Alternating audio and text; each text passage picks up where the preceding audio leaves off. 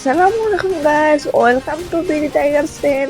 আমাদের গেমে কিন্তু দেওয়াল ইভেন্ট স্পেশাল এরকম ল্যাম্প ম্যাচের বিভিন্ন জায়গায় আছে। আজ আমরা সেগুলোরই চ্যালেঞ্জ করতে যাচ্ছি। ল্যাম্প থেকে যা লুট পাবো তা দিয়ে পুরো ম্যাচ খেলবো। তাহলে বেশি দেরি না করে শুরু করা যাক আজকের ভিডিও। ল্যাম্পটি লুট করার জন্য নেমে গেলাম ফাঁকা একটি জায়গায়। প্রথমেই আমরা পেয়ে গেলাম এক জামে। এবার কিন্তু আমাদের কোনো গানই দেয়নি, শুধু একটি সুপার ম্যাট কিট এবং 3 লেভেলের ব্যাগ দিয়েছে। এবং শেষ গান হিসেবে আমরা পেয়ে গেলাম M10। এখন লুট শেষে আমরা চলে যাচ্ছি সামনের দিকে। একটু সামনের দিকে যেতে এনিমি কাকুর হামলায় আমরা চলে গেলাম আসমানে। আমরা যে ল্যাম্পের চ্যালেঞ্জ করছি সেটা আমরা যদি আমাদের লুট বক্স থেকে আগে লুটে পেয়ে যাই তাহলে আমরা সেগুলোতে এই ম্যাচ খেলতে পারবো। দেখা যাক গাইস, আমাদের লুট বক্সে কি আমাদের আগে লুট আছে? হ্যাঁ, আমরা কিন্তু আমাদের আগে লুট পেয়ে গেছি, তাই আমাদের আর ড্রপ টাচ করতে হবে।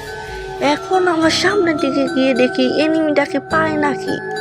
আগের বারের মতো ঠিক সেম এনিমিটি আমাদের পিছন থেকে ফায়ার দিচ্ছে। এনিমির সাথে অনেক লুকোচুরি খেলার পর এনিমি কাকুকে করে দিলাম টাক্কু। এই এনিমিটি আমাকে মেরেছিল, তাই আমি এই কাকুকে টাক্কু করে দিলাম হিসাব বরাবর।